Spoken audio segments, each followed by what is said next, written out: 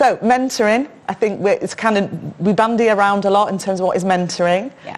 And so your own personal story then, for once, Donna, you were late to the party with mentoring, I believe. So talk us through what mentoring's meant to you in your career and where you're at now.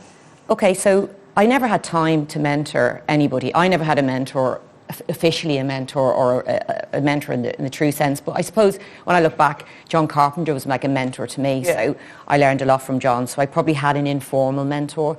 I never had time to do it. So in the last few years, I had a bit more time. And I'm interested in it, and I'm really interested in it, and I'm delighted you've asked me to come today and to talk about it, and to talk to you about it as well, because it's part of this thing about the next generation. It really is. It's, you know, because the kind of mentoring I'm doing is one of them is through the Girls Network, which is a charity for young girls from basic backgrounds. You know, I left school at 16 because I didn't have a mentor, and I had the nuns. My God, can you imagine that? So, you know, I'm lucky to be here. But I think if I'd had someone like that, so that's what's attracted me to the Girls Network, because I see myself, and I'm mentoring a young girl in Liverpool at the moment who's 16 and doing her GCSEs. And what I say to her all the time is, do as I say, not as I did. You know, so that she's less pain than I have. But some of the things I'm talking to her about are some of the things we're talking about today, about, you know, her well-being, because that's important even at 16, you know, talking about empowering her. Yes, she can, even though she comes from a basic background like me, you know. So I think it's really important in that sense. And I also do another bit of mentoring, as you know, through the Insurance Business Club, which is totally different mentoring, because that is women again. You might think I'm a bit biased here, but it's women again, and these women are in insurance and have been in insurance for about 10 years. But if you look at the insurance industry, in terms of female leaders and, you know, the top jobs, there's not that many women. Yeah. So I think what this group is doing, which I love, is it's taking those women in sort of, you know, maybe mid-management or operations and saying, why can you not be the next CEO? Yeah. You know, why can't you do it? So I love that as well. But I mean, I suppose for me, mentoring is all about social mobility. And it really is about, and a lot of the mentoring groups and the charities, they do target that sort of socio-economic, you know, deprived background. Yeah, so the Girls Network, just in terms of a bit of background, is a charity that was set up, and we'll just show a little bit about it later. Yeah. But how did you get introduced to them, and what was it that kind of made you think, yes, this is something I want to get involved in? I saw it on social media. So I saw it on LinkedIn, and they were looking for mentors, and I had a bit of time. So I looked at it and thought, I'd like to do that, you know, and I could see myself. Yeah. You know, if someone had done that to me, if they'd found me. But it was set up 10 years ago by 2 school teachers who could see that, you know, especially 10 years ago, women were not backing themselves, you know, were perfectionists. They weren't putting themselves forward for jobs unless they were perfect, whereas men would. They'd have a go, women weren't. And I think also when you come from that, you know, that background, you don't have those people in your family.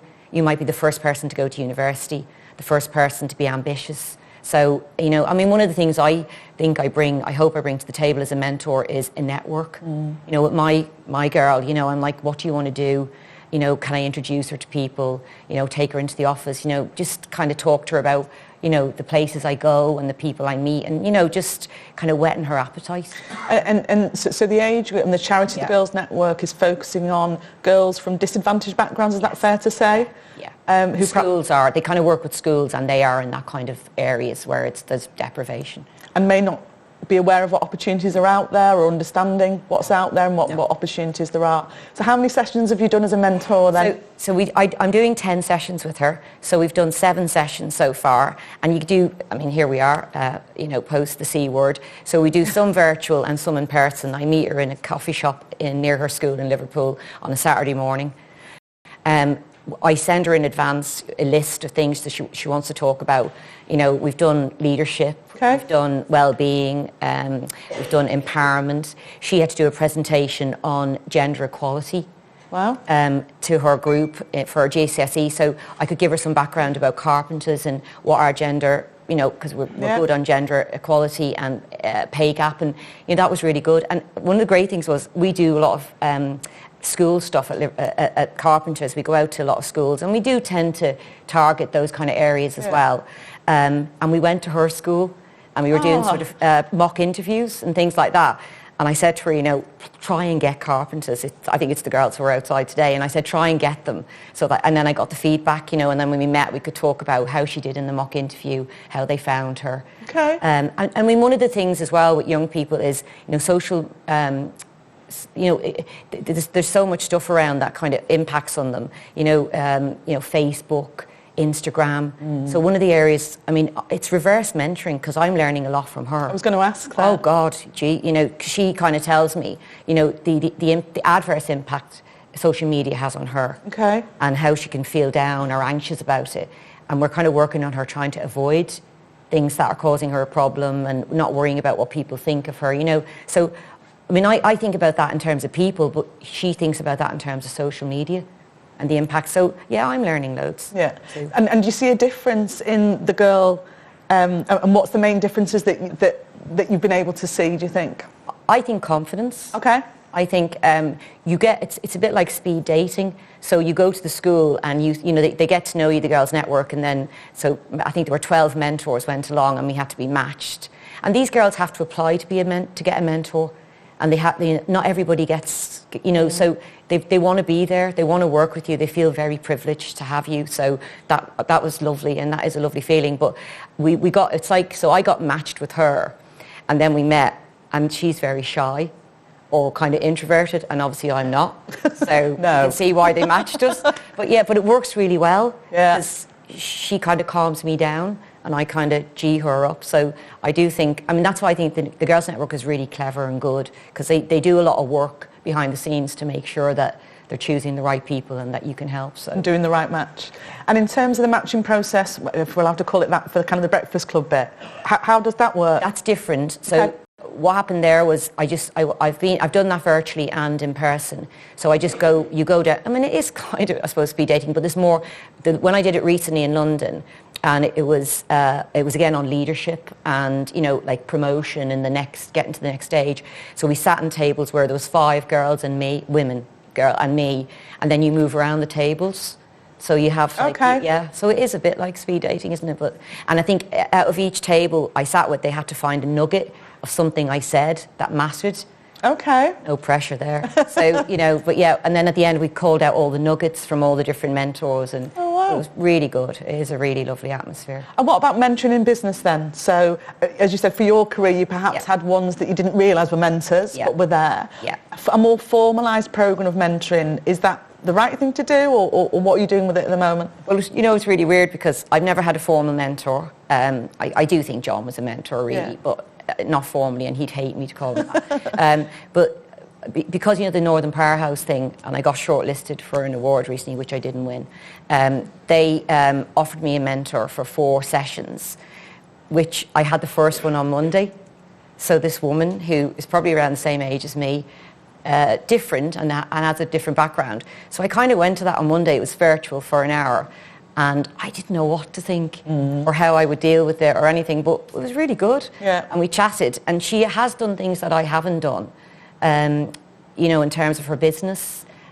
She's done an employee ownership scheme. She's a vice lieutenant or something, you know, like quite different from me. And I think that was good. And it was good. We had a really good chat, and we're going to catch up again. And so I just, there's no downside to it, to mentoring. There really isn't. I've had a taste of it now as well. And is there, you know, this kind of matching process, is that because at times it doesn't work in terms of a relationship? So what makes it not work, a mentoring programme then perhaps in business? Is it being forced upon someone as a mentor? Or? I think so. I mean, because I look at, personally, obviously the Girls Network, the insurance business, that's me, and I'm doing that personally. When I look at the business, it's an extension of that really in terms of the business, because we do a lot of school programs where we go out to schools, so that's kind of my Girls Network, if you like. Yeah. And then we have a massive apprenticeship scheme across the business, which is really well established. I think we have over 20 apprentices across the business, and they're in every area, because you can do apprenticeships in HR, finance, legal, insurance. So, you know, all across the business we have mentors, and we have a legal academy and an insurance academy. So we're growing our own. You know, and we want to see, I mean, one of our office juniors is now the second in command in finance. Wow. and they're the kind of stories that you want to tell, isn't it? You know, that, I mean, the people who all sit on our board have all been with us more than 20 years. and they're self-grown, and I think that's really important. I'm not saying it works for everything or every job, but I think it is really important, and that is mentoring and supporting and nourishing and looking after people, isn't it? So, and does it need to be formal in a business kind of HR policy? Should it just be the norm in terms of relationship building? I was looking at it compared to the formal stuff I do and what we do internally, and we do the same, but it's not called mentoring. Okay. But I do think apprenticeships, I heard someone else speak about leadership. You know, leadership should be about mentoring. That's what you're there for. You're not just there to get the SLAs and the stats and all of that. You're there to nurture and support and grow your team and your people. So that's mentoring. So I think it should really be throughout the business. And I like people in the business mentoring as well, because I think, again, it's good in terms of giving back, isn't it? And, you know, looking at the next generation. Yeah, and what they need to do. Yeah. Okay, lovely. So we will do a quick video of the Girls Network just so that we can see. There are, of course, lots and lots of other charities out there that will do mentoring or other things to support new talent. ILC is really keen to learn about as many, so if you've got one that you know of that you'd like us to talk to the community about that's worth a shout, please do. This just happens to be one that Donna and I were aware of.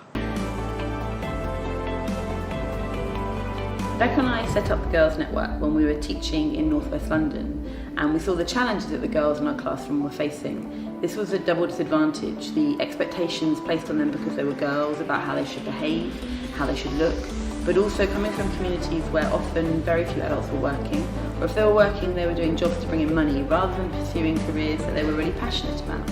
And the net result was these fantastic young women were writing themselves out of futures before they'd even started, and we knew we had to do something about it.